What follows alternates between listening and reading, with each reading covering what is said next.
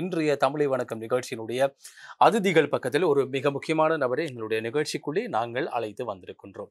அவர் யாரு, அவர் கூட என்ன விஷயத்தை நாங்கள் பேச போறோம் அப்படின்னு சொல்லி நீங்களும் அவளோடு எதிர்பார்த்து கொண்டிருப்பீங்க.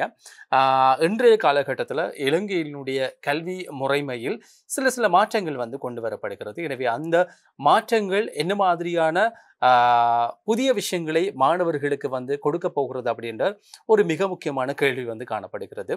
அது ஒரு பக்கம் வந்து இருந்தாலும் கூட பொதுவாக இலங்கையினுடைய கல்வி நடைமுறையில் ஒரு மிகப்பெரிய பங்கு வகிக்கிறது என்ன அப்படின்னு சொன்னால், தொழில்நுட்ப கல்லூரிகள் மிக முக்கியமான பங்களிப்பை வந்து வழங்கி கொண்டிருக்கிறது.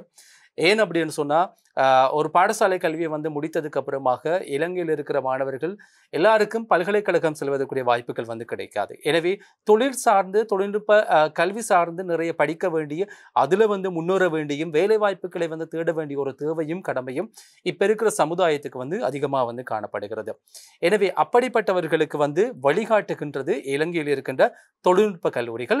எனவே அதனுடைய அடிப்படையில் இலங்கையில் இருக்கின்ற தொழில்நுட்ப கல்லூரிகளுடைய பாடத்திட்டங்கள், அதில் கொண்டு வரப்பட போகின்ற மேலதிக விஷயங்கள், மாற்றப்பட இருக்கின்ற புதிய நடைமுறைகள் பற்றி நாங்கள் இன்றைய நாளில் கலந்துரையாட போகின்றோம். எனவே தொழில்நுட்ப கல்வி மற்றும் பயிற்சி திணைக்களத்தில் கடந்த 38 வருடங்களாக பணியாற்றி இப்பொழுது ஓய்வு நிலையில் இருக்கின்றார் மேலதிக பணிப்பாளர் நாயகம் சுப்பையா பரமேஸ்வரனை இன்றைய எங்களுடைய தமிழை வணக்கம் நிகழ்ச்சிக்குள்ளே நாங்கள் அழைத்து வந்திருக்கிறோம்.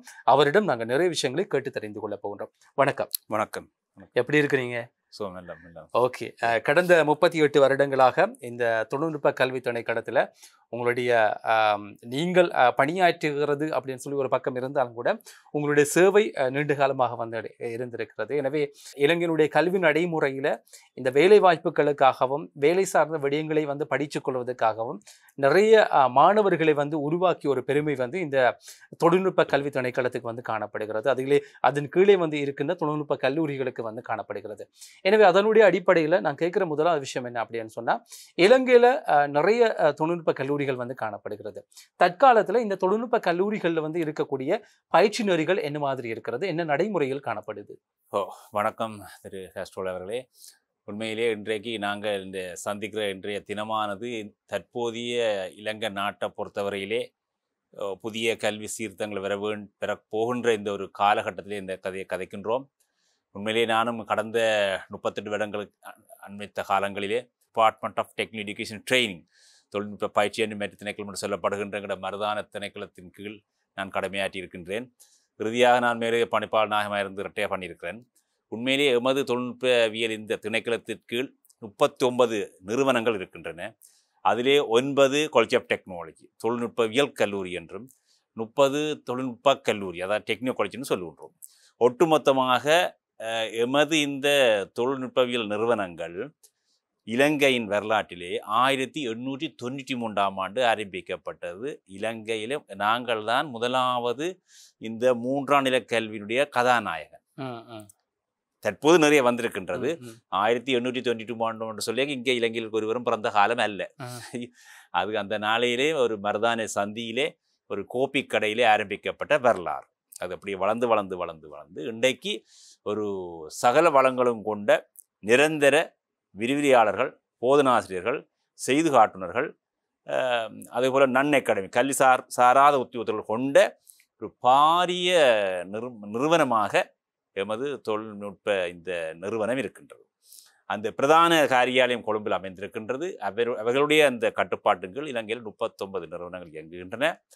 உண்மையிலே நீங்கள் கேட்ட இந்த பிரதான கேள்வியின் பிரகாரம் எங்களுடைய 39 இன்ஸ்டியூட்லையும் நிறுவனங்களையும் பலதரப்பட்ட பயிற்சி நெறிகள், பலதரப்பட்ட வடகிழக்கிலே தமிழ் மொழி மூலமாக இருந்தாலும் கூட இன்று தமிழ் பேசும் சமூகம் இலங்கையில் எந்த மூலையிலும் கல்வி கற்கக்கூடிய அளவுக்கு இந்த நிறுவனங்கள் மாற்றி அமைக்கப்பட்டிருக்கின்றன. அது ஒரு வரவேற்கத்தக்க விடயம். இன்னும் பல மாற்றங்கள் பார்த்து கொண்டிருக்கின்றோம். அந்த வகையிலே நான் இதை உங்களுக்கு சொல்லப்போனால் இந்த 39 நிறுவனத்துக்கு எங்களுடைய தமிழ் பேசும் சமூகமாக இருந்தாலும் சரி, சகோதர மொழி பேசுகிற சமூகமாக இருந்தாலும் சரி, அவர்களும் இங்கு போய் சென்று படிக்கலாம். முன்னைய மாதிரி அவர்கள் அந்த இடம் இவர்கள் இந்த இடம் என்ற ஒரு வேறுபாடு கிடையாது. காரணம், இன்று எமது நிறுவனங்களிலே தமிழ் மொழி மூலமாக, சிங்கள மொழி மூலமாக, ஆங்கில மொழி மூலமாக இந்த பயிற்சியில் போய்கொண்டிருக்கின்றன. அதை நாங்கள் சுருக்கமாக சொல்லணும்னு சொன்னால், இன்றைக்கு உங்களுக்கு தெரியும், இன்றைக்கு எல்லாமே NVQ மட்டம், நேஷனல் வொகேஷனல் குவாலிஃபிகேஷன், அதாவது தேசிய தொழிற்சார் மட்டங்கள். தேசிய தொழிற்கல்வி மட்டங்கள்னு இருக்குது. அதுக்கு உண்மையிலே இந்த NVQ சர்டிஃபிகேட்டுக்கு NVQ இந்த ப்ரோக்ராமுக்கு ஒரு ரெஸ்பான்சிபிள் பாடி வந்து TVECன்னு சொல்கிறோம். ட்ரேஷரி அண்ட் வொகேஷனல் எஜுகேஷன் கமிஷன் இருக்குது நேரகம்பிட்டியில். அதாவது 3ஆம் நிலை கல்வி ஆணைக்குழு தான் இந்த NVQ சர்டிஃபிகேட்டுக்கு பொறுப்பு. நாங்களெல்லாம் கல்வியை பயிற்சியை வழங்குகிற நிறுவனங்கள் அவர்களாம் இந்த NVQ சர்டிஃபிகேட் வழங்குறது. அதன் பிரகாரம் NVQ மட்டம் 1, 2, 3 சொல்கிறது 4 மட்டங்களும் சர்டிஃபிகேட் லெவல்னு சொல்கிறோம். இந்த சர்டிஃபிகேட் லெவல் வந்து இலங்கையில் தங்களுடைய தாய்மொழி மூலம் தான் கற்கலாம். தமிழ் பேசும் சமூகமாக இருந்தால் தமிழ் மொழியிலையும், இப்போ சகோதர மொழியாக இருந்தால் சகோதர மொழியிலையும் அவர் கற்றுக்கொண்டிருக்கிறார்கள். அதில் எந்த விதமான பிரச்சனையும் இல்லை. அது உதாரணத்துக்கு சொல்லப்போ நான் ஏற்கனவே சொல்ல போல மருதான தொழில்நுட்ப கல்வி எடுத்தால் எங்களுடைய தமிழ் பேசும் சமூகம் நிறைய படிக்கிறார்கள் தமிழ் மொழி மூலமாக. ஆகவே வடகிழக்கில் இன்றைக்கு நிறைய கிட்டத்தட்ட உதாரணம் பெருசு சுருக்கமாக சொல்ல போனால் யாழ்ப்பாணம், வவுனியா, மன்னார், திருகோணமலை, மட்டக்களப்பு, அக்கரைப்பத்து, சம்மாந்துறை உட்பட இந்த இடங்களில் எங்களோட தொழில்நுட்ப கல்வி இயங்கிக் கொண்டிருக்கிற தமிழ் மொழி மூலமும் ஆங்கில மொழி மூலமும். அதை விட அம்பாரஹாடியிலையும் எங்களோட தமிழ் பேசுகிற சமூகம் நிறைய படிக்கிறார்கள். அதை விட எங்களோட தமிழ் பேசும் சமூகம் நாங்கள் எடுத்து கொஞ்சம் விரிவாக பார்த்தோம்னு சொன்னால் பதுளை தொழில்நுட்ப கல்லூரி, பதுளை, பண்டாரவளை, மொன்றாகலை, நுவரெலியா இந்த இடங்களிலே எங்களுடைய சமூகத்தை சேர்ந்த பிள்ளைகள் நிறைய படிக்கிறார்கள். உண்மையிலே அதை நாங்கள் சரியாக சந்தோஷப்படணும் என்று சொன்னால் இப்போ பிள்ளைகள் வந்து தூரிடங்கள் போக வேண்டிய அவசியம் இல்லை. அவர்கள் செலக்ட் பண்ணி தங்களுடைய தகுதிக்கு ஏற்ற மாதிரி இந்த நான் ஏற்கனவே சொன்னது போல தங்கள் மொழியில் அடிப்படை அந்த சர்டிஃபிகேட் லெவலை படித்து கொள்ளலாம். இது முதலாம் கட்டம். 2வது கட்டம் இருக்கிறது டிப்ளோமா லெவல். அது NVQ லெவல் 5. லெவல் 6 இருக்குது ஹையர் நேஷனல் டிப்ளோமா. இந்த NVQ 5ம் 6ம் அநேகமாக இந்த இலங்கையை பொறுத்தவரை எங்களோட தொழில்நுட்ப கல்லூரியில் எல்லா இடம் நடக்குது. முந்தி அது உண்மையாக இந்த டிப்ளோமா ப்ரோக்ராம் ஸ்டார்ட் பண்ணது காலேஜ் ஆஃப் டெக்னாலஜி மட்டும், தொழில்நுட்பவியல் கல்லூரி மட்டும், தொழில்நுட்ப கல்லூரி அல்ல. தொழில்நுட்பவியல் கல்லூரிகளில் தான் இந்த டிப்ளோமா கோர்ஸை ஸ்டார்ட் பண்ணாங்க. ஆனால் அந்த எங்களோட தேவை, நாட்டின் தேவை அல்லது சர்வதேச தேவைக்கு அமைய எங்களோட அவுட்புட் காணாமல் டிமாண்ட் கூட அவுட்புட் வந்து குறைஞ்சி போய், அப்போ அதற்காக நாங்கள் இதை டீசென்ட்ரலைஸ் பண்ணி இலங்கையில் 39 தொழில்நுட்ப கல்லூரியும் இந்த தேவைக்கு ஏற்றமே தொடங்கலாம் பயிற்சி. அதுக்கு எந்த விதமான தடையும் திணைக்களம் இல்லை, திணைக்களம் கொடுத்து. அதன் பிரகாரம் NVQ லெவல் 5 and 6 இன்றைக்கு இலங்கையில் எங்கேயும் நடைபெற்று கொண்டே இருக்கின்றது. அதுதான் அது நாங்கள் லெவல் 6 மட்டும்தான் நாங்கள் எங்களில். லெவல் 7 என்று சொல்கிறது டிகிரி லெவல். அதாவது முந்தி நான் நினைக்கிறேன் இந்த கவர்மெண்ட்டுக்கு 2 கவர்மெண்ட் முன்னுக்கு விசேஷமாக சொல்லப்போனா முன்னாள் ஜனாதிபதி மஹிந்த ராஜபக்ஷ அவர் இருக்கிற காலத்திலே ஆரம்பிக்கப்பட்ட யூனிவோடெக், யூனிவர்சிட்டி ஆஃப் வொகேஷனல் டெக்னாலஜி. அது இலங்கையில் ஒரே இடத்துல தான் இருக்குது. இலக்கம் 100 கந்தவேல ரோட், ரத்மலான் ஏர்போர்ட்டு பக்கத்தில். அதில் தான் டிகிரி ப்ரோக்ராம் இருக்குது. அப்போ எங்கே லெவல் 5 or 6 முடித்த மாணவிகள் சகலரும் முழுநேர பகுதி நேரத்துக்கு அங்கே செல்லாம் டிகிரி லெவல். இதுதான் இன்றைக்கு இலங்கையில் உள்ள தொழில்நுட்ப கல்வியினுடைய டிகிரி லெவல். அதை விட நாங்கள் மேலதிகமாக சொல்லுவதாக இருந்தால் உண்மையில் எங்களோட தொழில்நுட்ப கல்லூரியில் எடுத்துக்கொண்டு சொன்னால் முழு நேர, பகுதி நேர, ஃபுல் டைம், பார்ட் டைம்.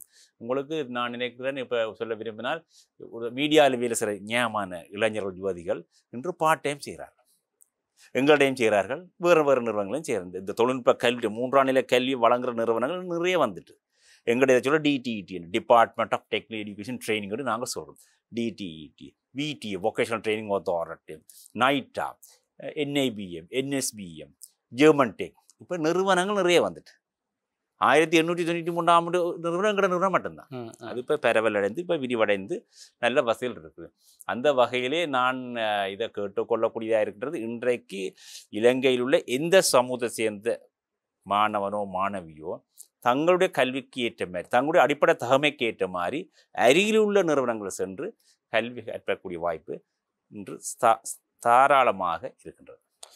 நிச்சயமாக இப்போ நீங்கள் குறிப்பிட்டது மாதிரி நிறைய பேருக்கு இந்த தொழில்நுட்ப கல்லூரிகள், தொழில்நுட்பவியல் கல்லூரிகள் எல்லாமே ஒரு மிகப்பெரிய வரப்பிரசாதமாக தான் காணப்படுது.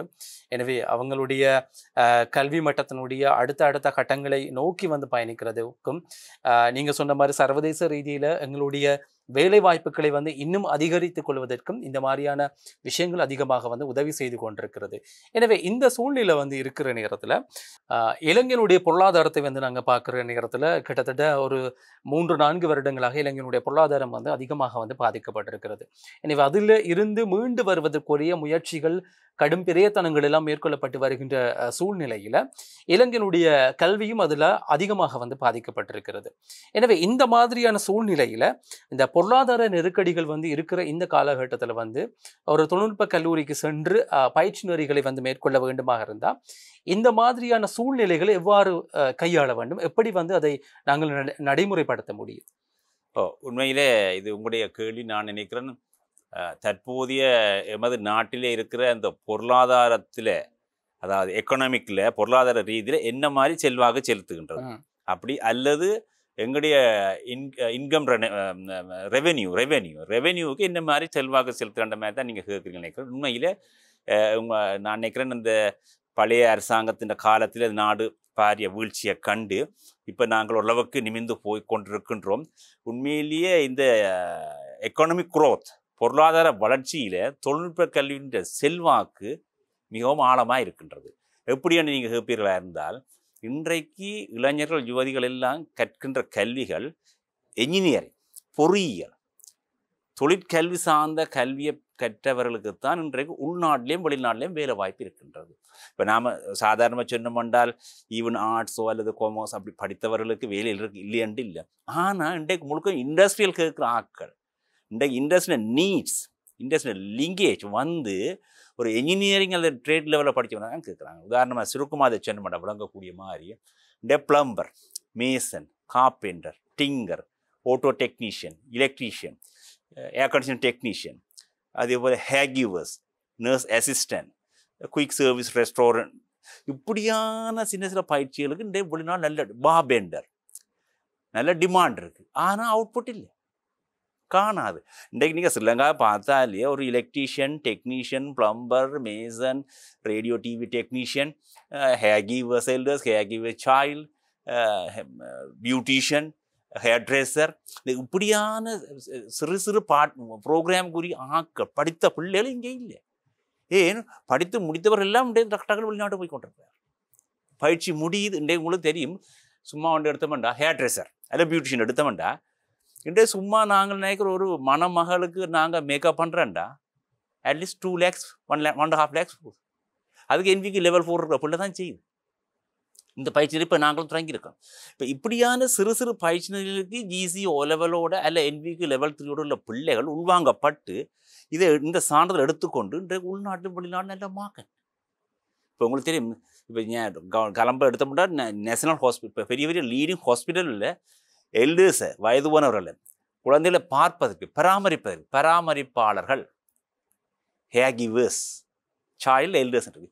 ஆள் இல்லை. ஒரு நாளே 3,000-4,000 rupees பே பண்ணுறாங்க வித் ஃபுட். அப்போ இப்படி ப்ரொஃபஷனல் குக்கரி, செஃப்பாக வந்து சொன்னால் பெரிய ரெஸ்டாரண்ட்டில் ஹோட்டலில் per day பெரிய கணக்கு பே பண்ணுறாங்க, உள்நாட்டிலையும் பே வெளிநாட்டிலையும். இப்போ இப்படியான ஆக்கள் இன்றைக்கு உங்களுக்கு தெரியும், ஓவர்சீஸ்க்கு மத்திய கிழக்கு நாடுகளுக்கு டெய்லி போய் கொண்டே இருக்கிறார். கணக்கு உங்களுக்கு தெரியும். இன்றைக்கு நான் பார்த்தேன் வெள்ளவத்திலே ஏமெல்லாம் இன்றைக்கி எங்கிற பார்த்தா ஓவர்சீஸ் போகிறது எல்லா இடம் இருக்குது. என்ன போயினம் எல்லாம் இந்த டெக்னிக்கல் லைன்.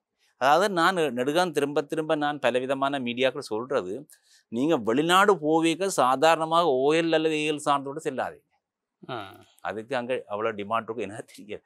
நீங்கள் ஒரு தொழில் சார்ந்த ஒரு டெக்னிக்கல் லைனில் ஒரு சர்டிஃபிகேட் கொண்டு போனால் நீங்கள் தாராளமாக உழைக்கலாம். இன்றைக்கு ஓவர்சீஸ் சொல்லி நான் சொல்ல மத்திய கிழக்கு நாடுகள் மட்டுமே இல்லை, ஐரோப்பிய நாடுகள், மேற்கத்திய நாடுகள், அங்கு செல்வர்களுக்கு இந்த சுய தொழில் தங்களோட ஒரு தொழிலை கற்றுக்கொண்டு போனால் அவருக்கு அங்கே நிறைய கல்வி வளங்கள் இருக்கும்.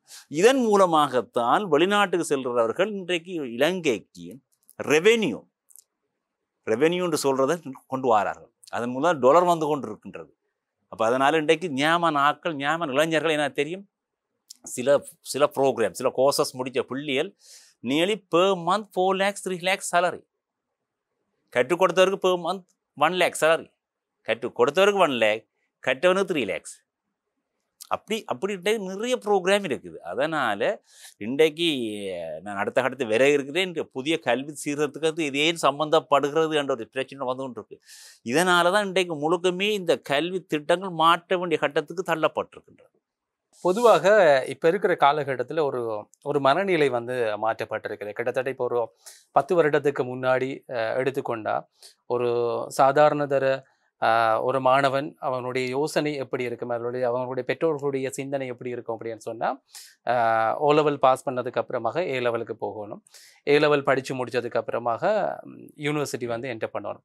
இந்த நடைமுறை வந்து காலாகாலமாக வந்து பின்பற்றப்பட்டு கொண்டிருக்கிறது. ஆனால் கிட்டத்தட்ட ஒரு 6-7 வருடம் அல்லது ஒரு 10 வருடம் அப்படின்னு சொல்லி வச்சுக்கலாம். இந்த 10 வருட காலத்துக்கு முன்னோக்கி நாங்கள் பார்க்கும்போது ஒரு சாதாரண தரம் படிக்கின்ற மாணவனுடைய மனநிலை வந்து மாறி இருக்கிறது. தொழில்நுட்பம் சார்ந்த கல்விகளை வந்து கற்க வேண்டும் அப்படின்னு ஒரு மனநிலை வந்து உருவாக்கப்பட்டிருக்கு. இந்த உருவாக்கம் எதனால அவனுக்குள்ள வந்திருக்கு அப்படின்னு சொல்லி நீங்க நினைக்கிறீங்க உங்களுடைய இந்த 38 வருஷ அனுபவத்துல? இன்றைக்கு இது நல்ல ஒரு கேள்வி. நான் ஒரு உதாரணத்தோடு கதைக்கலாம் நினைக்கிறேன். நமக்கு தெரிஞ்ச ஒரு தொடர்பான ஆக்கள்னு சொல்லலாம், பண்டாரவளர்.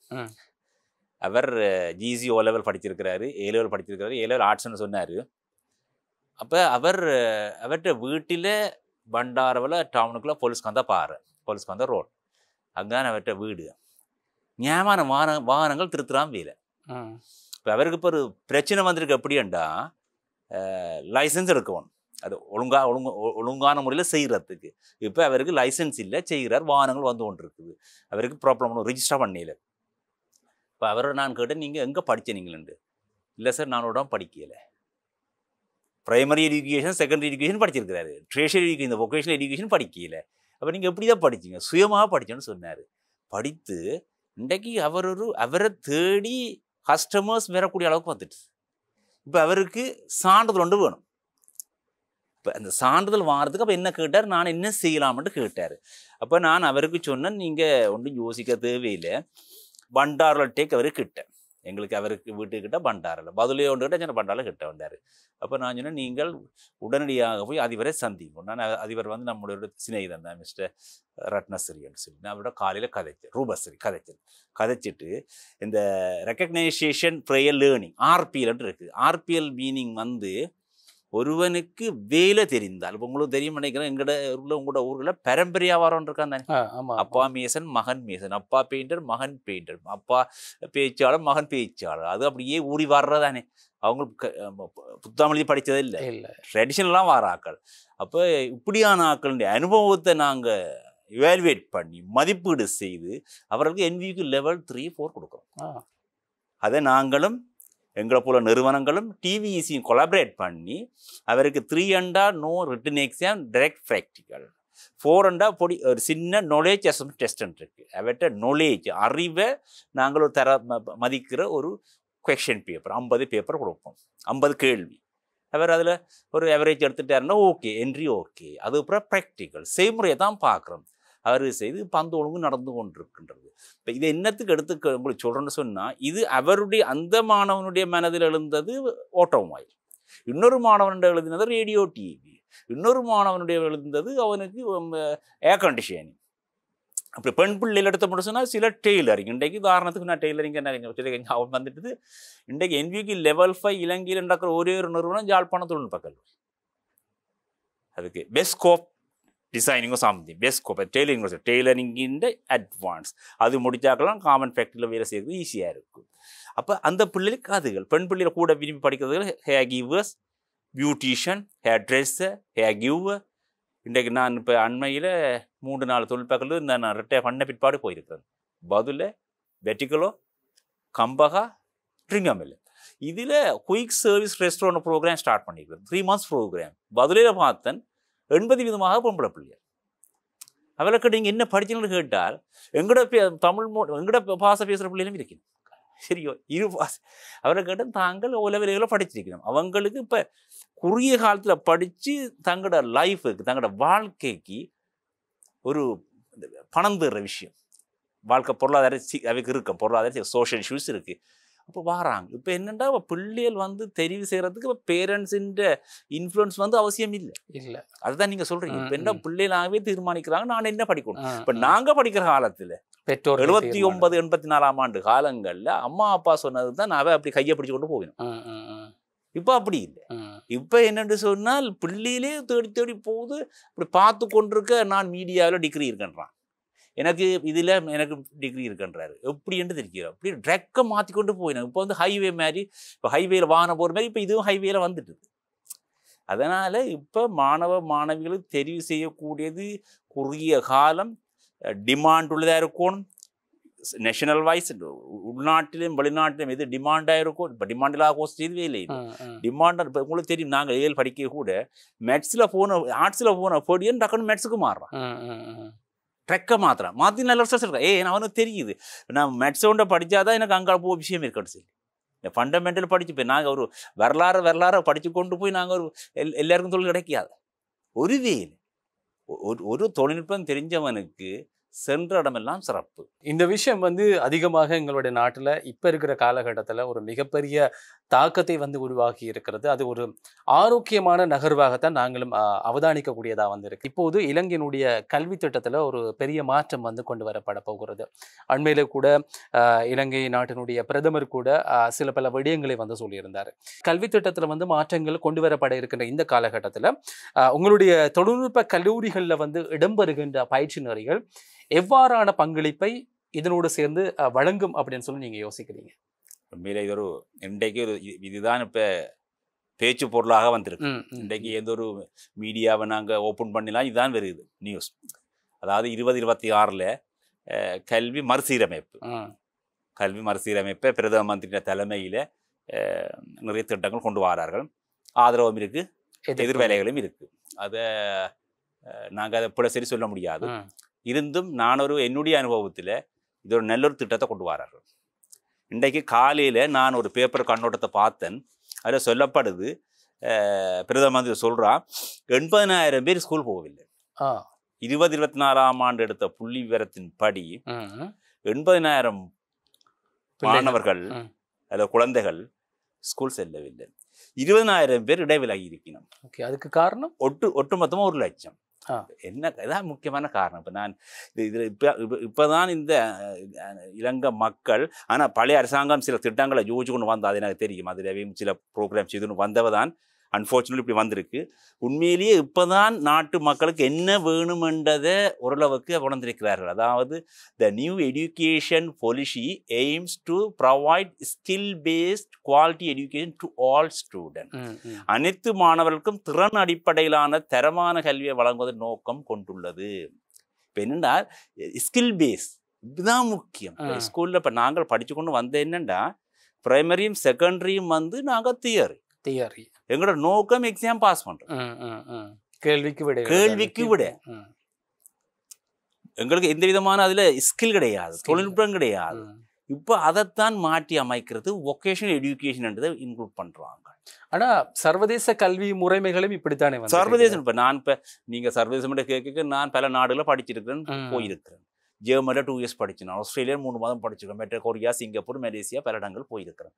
அங்க இதுதான், அங்க தொழிற்கல்வியை தொழிற்கல்வியை நோக்கின படிப்பு சின்ன வயசுலேயே சொல்லி கொடுத்து சின்ன வயது. இப்போ எங்களில் என்ன சொன்னா உங்களுக்கு தெரியும், நீங்கள் சொன்ன மாதிரி வகுப்புல 40 பிள்ளைகள் ஏழுக்கு ஓயிலில் எழுதினா 30 பிள்ளைகள் ஏழு போனால் அப்புறம் 20 பிள்ளைகள் ஏழில் பாஸ் பண்ணி யூனிவர்சிட்டி போனால் மிச்சம் கொலிச்சா பிடிக்குவேன் மேலே மெட்டாக்கள் நீங்கள் சொன்ன மாதிரி ஐடியிங்க தான் இருக்கும். அப்போ அவையல் பிள்ளையான ட்ராக்கு போகக்கூடிய வாய்ப்புகள் தான் தூண்டப்படும். இப்போ தான் நடக்குது. இப்போ இந்த திட்டத்தின்படி மாணவர்கள் இவ கிரேட் 9லேருந்து இவாலுவேட் பண்ண போயிடும். கிரேட் 9ல் இருந்து O லெவல் எடுக்கல சகல மாணவரோட கைகள்லையும் NVQ லெவல் 4 சர்டிஃபிகேட் போயிடும். அதான் இந்த திட்டம்.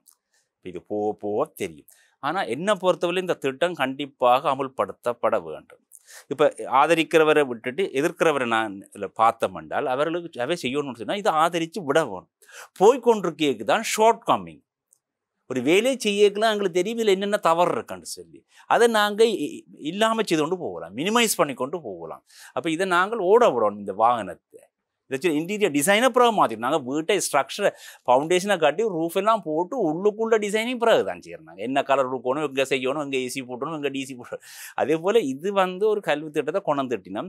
இதில் கல்விமான்கள்லாம் இருந்தால் செய்திருக்கிறார்கள். இப்போ முக்கிய நோக்கம் சகலருக்கும் கல்வி. அது இன்னொரு விஷயத்தை பார்த்தேன், ஜிசி ஓ லெவலுக்கு பிறகு டிகிரி செய்யறதுக்கு வேலையோட டிகிரி செய்யலாம்னு போட்டுருக்கோம். அது சொல்ல பார்ட் டைமாக இருக்கலாம். அப்போ இதில் மாதிரி பியூட்டி என்னென்றால் இவ்வளோ நாளும் வந்துட்டு சொன்னால் ஓ லெவல் 13 வருஷம் அவருக்கு பாடசாலை கல்வி கம்பல்சரி, அது சரி. ஆனால் அவன் 13 வருஷம் இருந்து சிலவில் வெறுங்கையோடு தான் வெளியில் போகிறான். அப்போ 13 மாறும் 19 நான் நினைக்கிறேன். 6 வயதில் என்டர் பண்ணினா 10 18 19 அவனுக்கு இளைஞனா வெளியேறேக்கு இல்லை, ஒன்றும் இல்லை. 13 வருஷம் ஸ்கூலில் போய் இருந்திருந்து காலத்தை போக்காட்டினோடைய 13 தரம் 365 எங்கிட்ட பார்க்கணும். சரியோ? அப்போ இப்போ என்ன செய்யணும்னு சொன்னால் அவருக்கு கிரேட் 9லேருந்து கிரேட் 6லேருந்து அந்த கல்வியோடைய தொழில்நுட்ப கல்வியை கொண்டு வரணும்.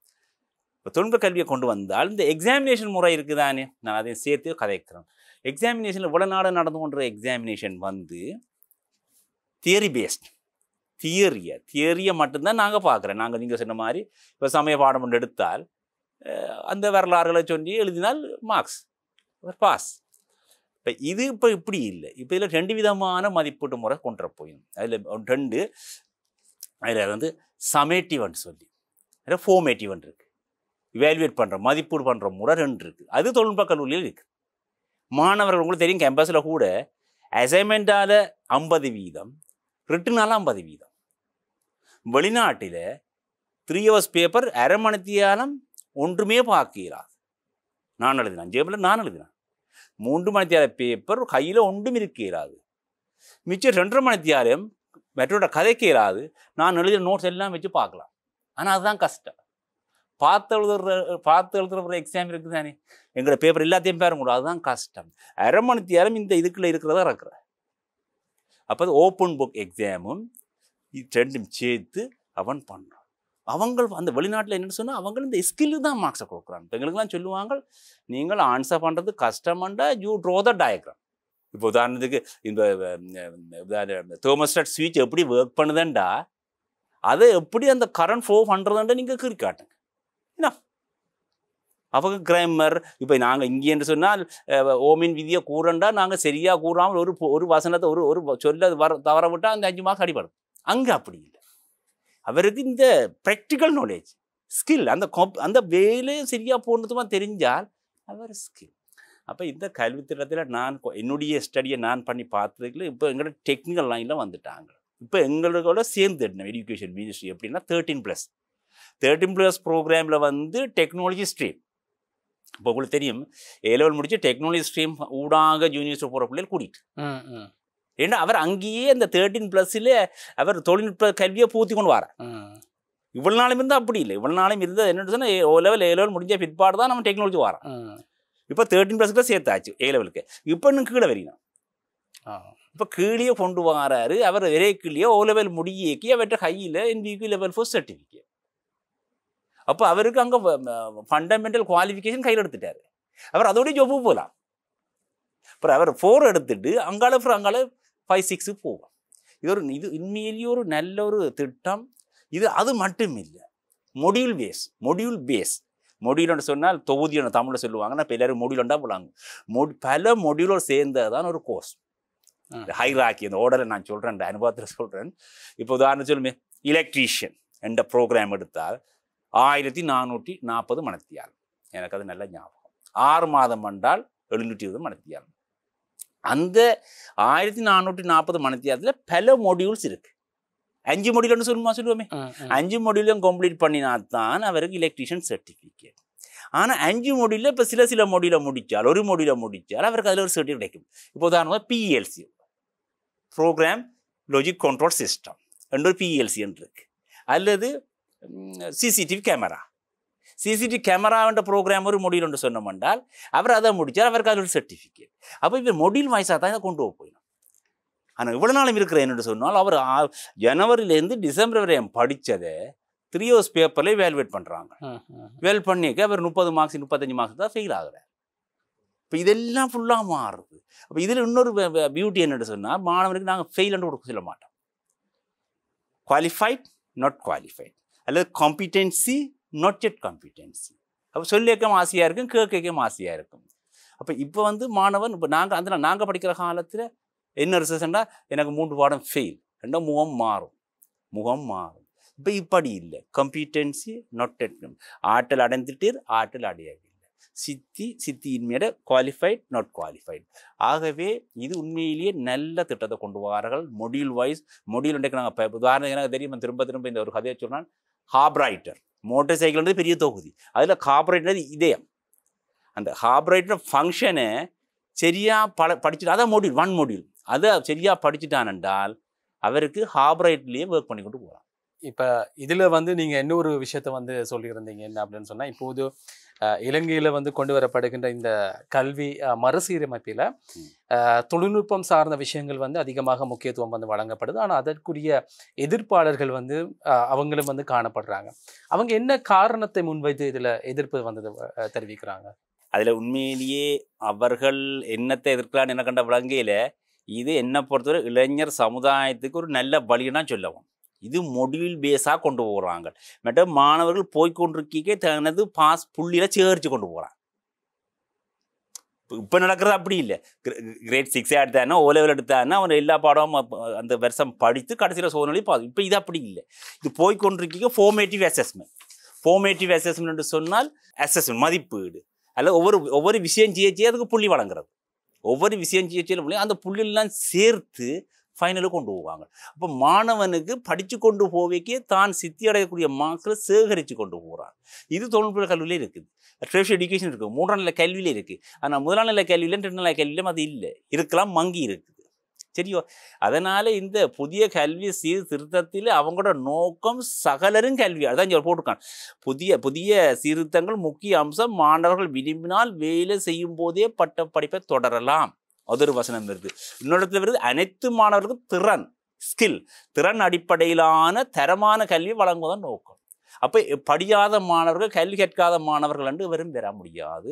சார் இருக்கும் தொழில், அப்புறம் நாட்டில் களவு குறையும், தேவையில்லாத போத வசதி, இந்த தேவையில்லாத வேலைகள், கொள்ளை இதுகள் எல்லாம் அப்படியே மினிமைஸ் பண்ணி கொண்டு போகும்.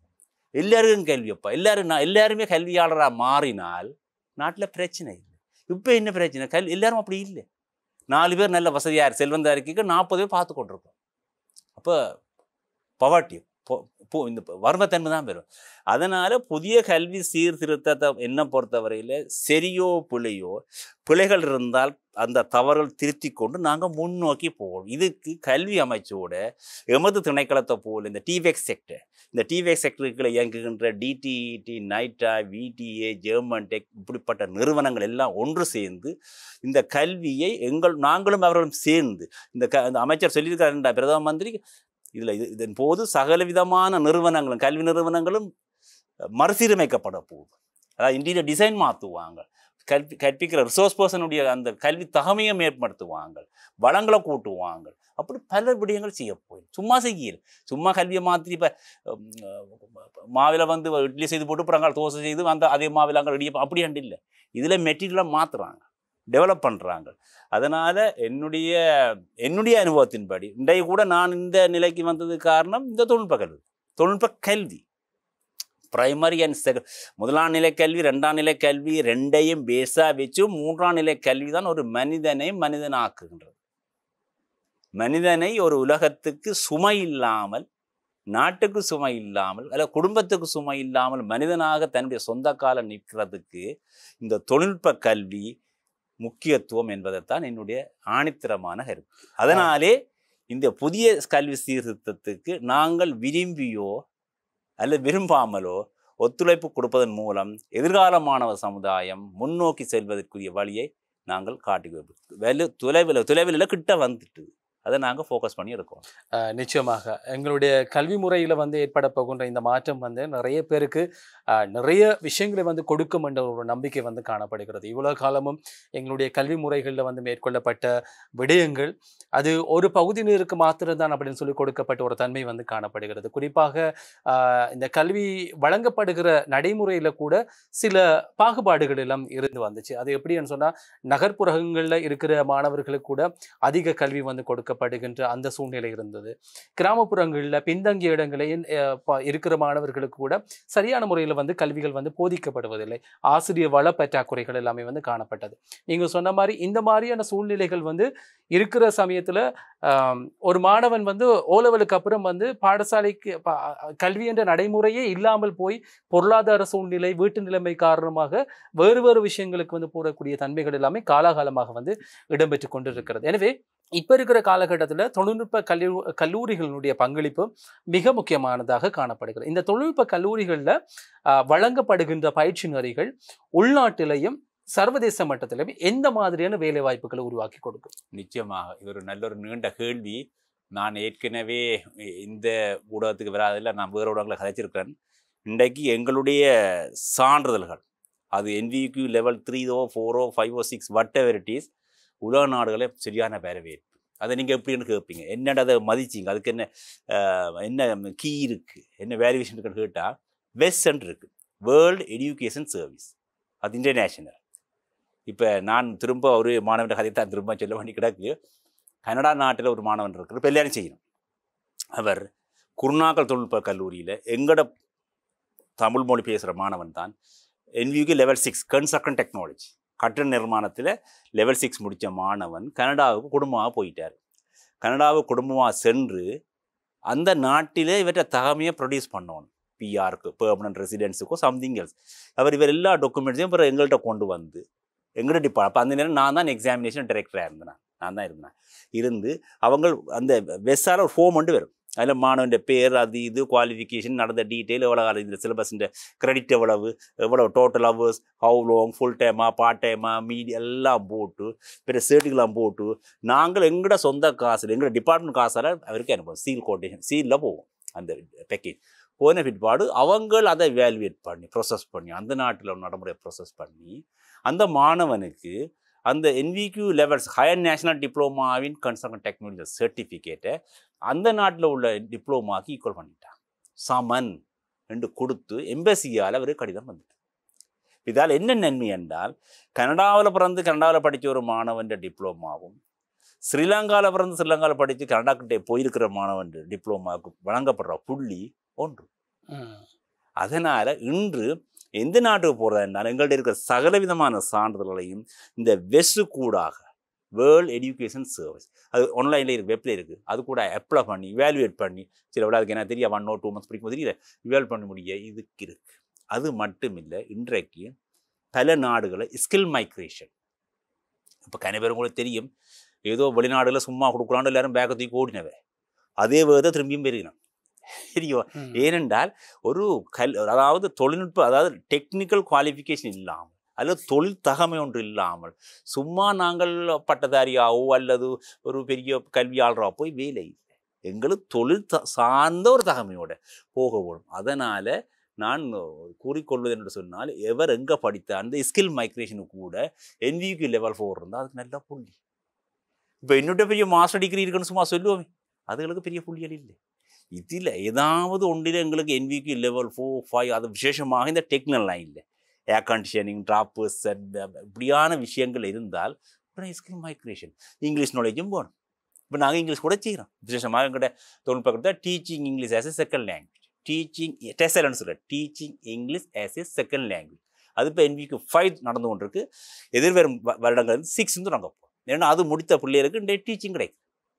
நல்ல செம்மையான ஒரு கவர்ச்சிகரமான ப்ரோக்ராம். 2 semester மோர் தேன் 1000 hours கிட்ட வரும் 2 semester இன்றைக்கு. அதனால் நான் சொல்கிறேன், இந்த எங்களோட இலங்கையில் உள்ள எந்த ஒரு தொழில்நுட்ப நிறுவனமாக இருந்தாலும் அது TVECக்குள்ள அக்ரெடிட் பண்ணதாக இருக்கும்.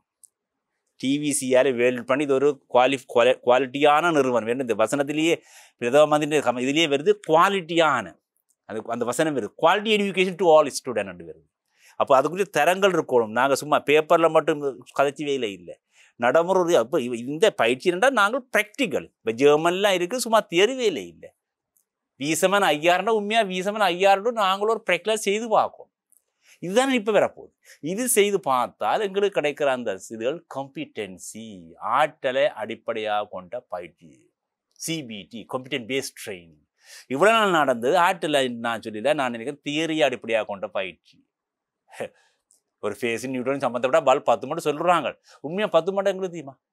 அதை பற்றி பண்ணி காட்டணும். அந்த ப்ராக்டிகலை செய்தால்தான் அவன் அதில் ஒரு பாண்டித்யம் இருந்தால்தான், அதில் அவருக்கு ஒரு கம்பிட்டன்சி இருந்தால்தான், அதில் ஒரு ஆற்றல் இருந்தால்தான் அவருக்கு அதில் உண்மையிலேயே இது இப்போ அந்த அரசாங்கம் கொண்டு வர மொடியூல் பேஸ் சிஸ்டம். அந்த மொடியூலுக்கு யூனிட் வருது, யூனிட்டுக்கு எலிமெண்ட் வருது.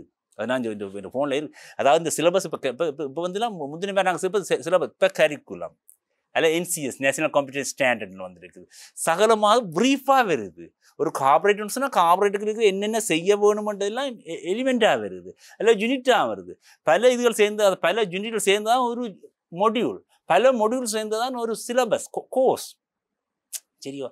அதனால் இது ஒரு உண்மையிலேயே இந்த திட்டம் மிச்சம் அழகான திட்டம். படித்து முடிய உங்களுக்கு தெரிந்தான வெளிநாடுகளில் யூரோப் கண்ட்ரியில் படித்து முடிஞ்சா ஜாப் தானே. படித்து முடிஞ்சா அடுத்த ஒரு ஜாப். நம்ம நாட்டில் படித்து முடிஞ்சா அடுத்து என்ன? ஆனால் ஃபைலுக்கே இருக்கும் 4-5 சர்டிஃபிகேட் இருக்கு. டிப்ளமா, டிகிரி, சர்டிஃபிகேட் 2 இருக்குது. No job.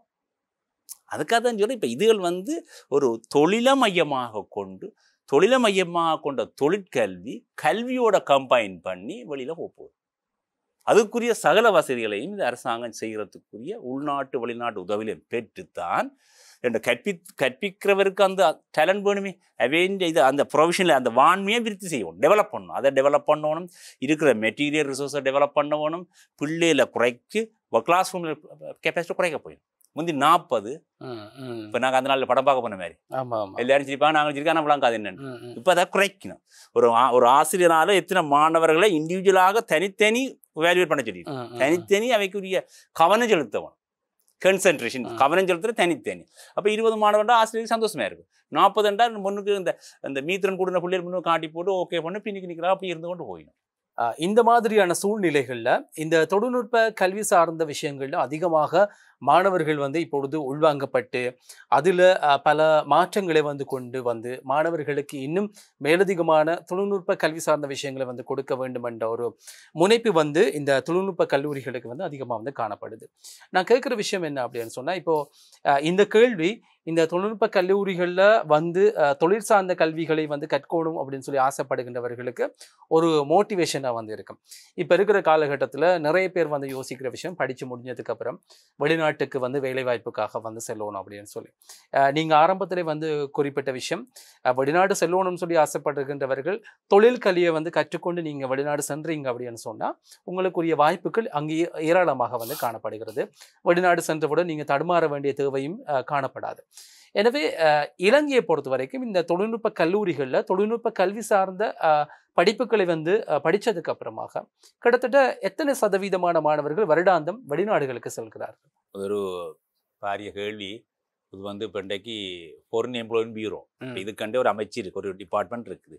அவையில் கூட இப்போ ஒரு போன வெள்ளிக்கிழமை கூட எம்பிலிபிடியாவில் ஹேர் கிவர்ஸ் நடந்தது. அவங்களாம் வச்சது நான் 20-27 புள்ளி அந்த லிஸ்ட் ஒன்று எனக்கு ஒரு கேஸ் ஒரு இஷ்யூ ஒன்று வந்து எனக்கு வந்தது. அவ்வளோ பேரும் காம்பிடன்சி ஆகிட்டாங்க. அவங்கள அந்த அவ்வளோ பேரையும் எக்ஸாம் எடுத்து கம்ப்ளீட் பண்ணாங்களே அனுப்ப போகிறாங்க. இப்போ இது என்னென்றால் உண்மையில் ஒரு புள்ளி விவரத்தோடு சம்மந்தப்பட்ட கேள்வி. ஆனால் நான் திரும்ப சொல்கிறது என்னென்றால், ஒரு தொழிற்கல்வியை முடித்து எந்த ஒரு மாணவனும் சும்மா இருக்கவில்லை. காரணம் ஏதோ ஒரு கட்டங்கள் இப்போ தான் வேறு மத்திய கிழக்கு நாடுகளங்களேன், சவுதி, துபாய், கட்டார், டோஹார், மால்டீவ்ஸ், இந்த நாடுகளுக்கு ஒவ்வொரு நாளும் கோல் பண்ணி கொண்டிருக்கிறான். இப்போ அநேகமாக படித்த மாணவர்கள் நானே ஒரு கார்பென்ட்ரி வேலைக்கு ஆளை பிடிக்க முடியும் நினைக்கிறேன். கொழும்புல வெள்ளவத்தையில் ஆள் இல்லை. எங்கென்ன படித்த ஊர் எல்லா இடமும் விழிக்கிட்டு எங்கென்ன இல்லையா ஆள் முழு பேரும் முன்னேறாங்கன்னு சொன்னால் லோக்கலாக ஒரு ட்ரைனிங் எடுத்துட்டு நாங்கள் ஒரு 6 month OJT கொடுக்குறோம். அதை விட இப்போ எனக்கு இங்கே தெரியும் கூட இந்த மீடியாவிலே ட்ரைனிங் எடுக்கிற பிள்ளை இருக்கணும். Training period, on the job training, internship பண்ணி சொல்லலாம். அது எடுத்துக்கொண்டிருக்க பிள்ளைகள் இங்கேருந்து பழகினோடனே அவங்க வேலையை அப்சர்வ் பண்ணி டக்குனு மாறும். டாக்டர்ஸ் போகிற மாதிரி தான். இப்போ என்னென்றாலும் இந்த எண்ணிக்கை எவ்வளோ நீங்கள் சரியாக கேட்டால் நாங்கள் அதுக்குரிய நிறுவனத்தை தான் கேட்கணும். ஆனால் எங்களை பொறுத்த வரையில் நாங்கள் சில வேலை லட்சியம் பண்ணுறதுக்கே ஆக்கப்பட முடியாது. குவாலிஃபைடான ஆக்கள் அநேகமான ஆக்கள் ஒரு 1 year 2 year வந்து ஸ்ரீலங்காவில் அப்படின்னா கேட்டுட்டு டக்குன்னு போகணும். ரெண்டு அவருக்கு வேலை தெரியும். நான் ஏற்கனவே அந்த பண்டாரோட உதாரணம் சொன்னால் அது காத்தார். அவருக்கு வேலை தெரியும், ஆனால் கையில் ஒரு மட்டை வேணும். அவர்கிட்ட பிரச்சனை. சிலருக்கு மட்டை இருக்கு, வேலை இல்லை. 2 கேஸும் இருக்குது. இதனால் நாங்கள் சொல்கிறது இன்றைக்கு இப்போ அரசாங்கத்தில் புதிய திட்டமும் எங்களோட இப்போ இலங்கையில் எங்களோட டிபார்ட்மெண்ட் எடுத்தால் கூட சகல வசதியும் இருக்குது. உதாரணத்துக்கு எங்கள்கிட்ட இந்த ட்ராப் பர்சன் படிக்கிற பிள்ளைகளுக்கு fully equipped AutoCAD computer workshop இருக்குது. அது இலங்கையில் நான் நினைக்கிறேன் ரத்னலானியில் மருதான ரத்னபுரம் மாத்தர் நாளது கொரியா கொடுத்துருக்கு, டொனேட் பண்ணியிருக்கு. 2 நான் எக்ஸாம்பிள் இந்த டிபார்ட்மெண்ட் ஏடிஜியாக இருக்கிற கொடுத்துருக்கான். எல்லா வசதியும் இருக்குது. அப்படியே எல்லாம் வேறு டிசைன் பண்ணி போட்டு அவுட்புட்டாக கொடுத்தா பிரிண்ட் அவுட் ப்ளூ பிரிண்ட் விரும்பல ட்ராவிங். அப்போ இப்படி எல்லா வசதியும் வந்து சிசிடி கேமரா படிக்கிறது எல்லா டெக்லேயும் வந்துட்டு, சிஎன்சி மிஷின் வந்துட்டுது. இப்போ சகல விதமான கோர்சஸும் நிறைய வந்துட்டு பிள்ளைகளும் நல்லா வருது. இப்போ நாங்கள் ஒரு வகுப்பில் 30, 20 அல்லது 40 பிள்ளைகள் 30 பிள்ளைகள் எடுக்கிறோம். இனி அதுவும் குறைச்சி நாங்கள் சரியாக கொண்டு போகிறோம். இப்போ பிள்ளைகளுக்கு எங்கேயும் படிக்கலாம். பொம்பளை பிள்ளைகளும் ஆம்பளை பிள்ளைகளும் இப்போ சிலர் 2-3 ப்ரோக்ராம் முடிச்சிருக்கிறோம். அதனால் வேலை வாய்ப்புன்றது இப்போ நான் அக்ரிகல்ச்சர் கோர்ஸ் நடக்குது level 6 இந்த இலங்கையில். எங்களோட டெக்லாம் நடக்குது, வேறு இடங்கள் நடக்குதா தெரியல. முழு பிள்ளைகள் எல்லாம் ஃபீலாக நிற்கிறோம். ரெண்டா இப்போ சில ப்ரோக்ராமில் நல்ல டிமாண்ட் இருக்குது. இப்போ நாங்கள் மற்றது ஸ்கில் மைக்ரேஷன் அல்லது ஒர்க் பெர்மிட் எடுத்து போகலாம். ஒர்க் பெர்மிட் எடுத்து போகிறோண்டாலும் கையில் NVQ சர்டிஃபிகேட், அது 3ஓ 5ஓ 6ஓ whatever it is அவங்களை வேல்யூவேட் பண்ணி மார்க்ஸ் போட்டு நீங்கள் 9 எடுக்கணும் 10 எடுக்கணும். மற்ற இங்கிலீஷில் அவன் டோஃபலன் இருக்குது, ISL இருக்குது, இதை whatever it is அவங்க சொல்கிறது எடுக்கணும். எடுத்து அந்த புள்ளியும் எடுத்தால் ஒரு ஒழுங்கான பிரயாணமாக இருக்கும். அதனால் நான் ஒரு சமரியாக சொல்கிறேன்டால் எங்களோட தொழில்நுட்ப கல்லூரியில் மாணவர்களுக்கு முழுநேர மாணவருக்கு அவருக்கு மாதாந்தம் ஒரு சப்சிடி ஒன்று கொடுக்குறோம், ரேட் ஒன்று கொடுக்குறோம், ஒரு அலௌன்ஸ் கொடுக்குறோம். லைப்ரரி ஃபெசிலிட்டிஸ், எஜுகேஷனல் டூர், மற்ற ஃப்ரீ ஆஃப் சார்ஜ் டீச்சிங், மற்ற on the job training free of charge. On the job training போகக்குள்ள அவருக்கு per day ஒரு அமௌண்ட் பே பண்ணுவாங்க, அல்லது நைட்டாக தான் அது பொறுப்பு. இப்படி சகல வசதியும் கொண்ட வளங்களோடு தான் அவர் மாதிரி சீசன் டிக்கெட் நாங்கள் சப்சிடி ரேட்டில் நான் நினைக்கிறேன் ஒரு 4000 வருதுன்னா அவர் 2000 இல்லை 1000 தான் பே பண்ணணும். பேலன்ஸ் வந்து கவர்மெண்ட். இப்படி எல்லா வசதியும் இருக்குது, பிளென்டி ஆஃப் வசதி இருக்குது. எனக்கு நான் கடைசியாக ரத்மாட்டேக்கில் 4.5 வருஷம் படிப்பிச்சேன் நான். ஃபென்டாஸ்டிக். அதனாலே ரத்மாட்டேக்கில் பேசிக் ட்ரைனிங் இன்ஸ்டியூட்னு சொல்லுவேன், BTI பேசிக் ட்ரைனிங் இன்ஸ்டியூட். அதுக்கு உண்மையான பேர் என்னென்னு கேட்டால் அந்த நாளையில் நாங்கள் படிக்காத முதலே வராய கப்பல் துறைக்கும் CGR சிலோன் ரயில்வேக்கும் அப்பாயின்ட் பண்ணப்படுறாக்களுக்கு அங்கே அனுப்பி அங்கே ட்ரைனிங் முடித்து தான் ஜொப்புக்கு போகும். அதான் அது பேசிக் ட்ரைனிங் இன்ஸ்டியூட்ன்றது. அதுதான் பிறகு நாளடைவில் ரத்மா டெக்னாலஜியாக மாறி இருக்குது. அதனால் உண்மையிலேயே இலங்கையை பொறுத்தவரை என்னுடைய வெளிநாட்டு அனுபவத்தையும் உள்நாட்டு அனுபவத்தையும் பார்த்து இலங்கையில் உள்ள ரிசோர்ஸஸை நாங்கள் சரியான முறையில் சரியான நேரத்தில் பயன்படுத்த தவறியிருக்கோம். அதை சரியாக நாங்கள் மோட்டிவேட் பண்ணி மெயின்டைன் பண்ணி அதை ஒப்சர்வ் பண்ணி கொண்டு போனோம் என்றால் அதுக்கு கல்வியும் தொழில்நுட்ப கல்வியும் உயர்கல்வியும் ஒன்றா சேர்ந்து இண்டஸ்ட்ரியோட லிங்கே ஆகும். அதே மாதிரி இப்போ வந்து ஸ்கூலுக்கும் டெக்னிக்கலுக்கும் உள்ள லிங்கேஜ் வேறு தூரத்தில் இருக்கு. சில வேளையில் நான் ஒரு மாதத்துக்கு முந்தைய பம்பலப்பிட்டி ஹிந்துவில் ஒரு ப்ரோக்ராம் செய்து நான் எவனஸ் ப்ரோக்ராம். அதுக்கு பிறகு செய்து நான் கெட்டனில் செய்து நான் பகவந்தலாவில் செய்து நான் அங்கே செய்தால் பிள்ளைங்க தெரியாது, இப்படி ஒன்று இருக்குன்றே தெரியாது. இப்படி இந்த பில்லை கொடுத்துன்னு எட்டி பார்க்குது. அப்போ இது லிங்கேஜ் எங்களுக்கு சம்பந்தம் தொடர்பு வேறு தூரத்தில் இருக்குது. இதெல்லாம் நெருங்க வேணும். அதுதான் கல்வி, உயர்கல்வி, தொழிற்கல்வி. இந்த மூன்றும் முக்கோணம் மாதிரி 3 முனையில் இருக்கணும். 3க்கும் ஒரு லிங்க் கொண்டு வந்தால் எந்த ஒரு மாணவனுக்கும் பிரச்சனை வராது. எங்கே கொண்டே கொடுத்தாலும் சர்டிஃபிகேட் வேல்யூவாக இருக்கும். ஆகவே இது ஒரு நல்ல ஒரு சந்தர்ப்பம் தான் நான் நினைக்கிறேன். நிச்சயமாக இந்த கலந்துரையாடல் கிட்டத்தட்ட நாங்கள் ஒரு மணித்தியாலமாக கலந்துரையாடி இருக்கின்றோம். இந்த விஷயம் நிறைய பேருக்கு ஒரு பயனுள்ள விஷயமாக வந்து இருந்திருக்கும் அப்படின்னு ஒரு மிகப்பெரிய நம்பிக்கை வந்து காணப்படுகிறது. இன்றைக்கு இலங்கையினுடைய கல்வியில் மாற்றம் ஏற்பட போகிறது. கல்வி திட்டத்தில் வந்து பெரிய ஒரு மாற்றம் வந்து கொண்டு வரப்பட போகின்றது.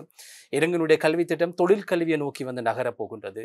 எனவே அந்த நகர்வு மூலமாக இலங்கையில் இருக்கின்ற அனைத்து மாணவர்களுக்கும் கல்வி அப்படின்ற ஒரு மிகப்பெரிய திட்டம் வந்து கொண்டு வரப்பட போகின்றது இலங்கை அரசாங்கத்தால். எனவே அதில் தொழில்நுட்ப கல்லூரிகளுடைய பங்களிப்பு மிக முக்கியமானதாக வந்து காணப்பட போகின்றது.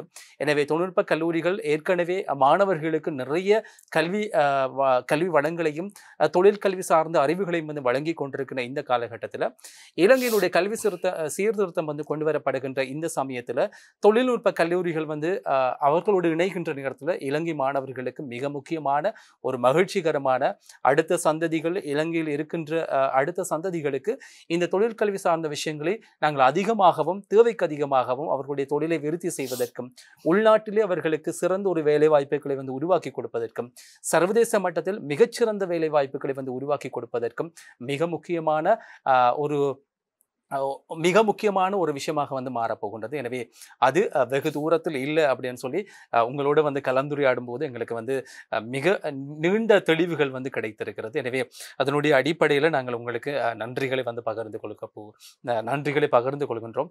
இவ்வளவு நேரமும் இந்த தொழில்நுட்ப கல்வி மற்றும் பயிற்சி திணைக்களத்தில் இருக்கின்ற தொழில்நுட்ப கல்லூரிகளில் பயிற்றப்படுகின்ற பயிற்சிகள் தொடர்பாகவும் இலங்கையில் கொண்டு வர போகின்ற கல்வி சீர்திருத்தத்தில் இந்த தொழில்நுட்ப கல்லூரிகளுடைய பங்களிப்புகள் வந்து எவ்வாறு இருக்க போகுது அப்படின்னு சொல்லி ஒரு நீண்ட தெளிவினை எங்களுக்கு வழங்கியமைக்காக ஆதவன் தொலைக்காட்சி சார்பாக நாங்கள் உங்களுக்கு நெஞ்சார்ந்த நன்றிகளை தெரிவித்துக் கொள்கின்றோம். நன்றி. வணக்கம்.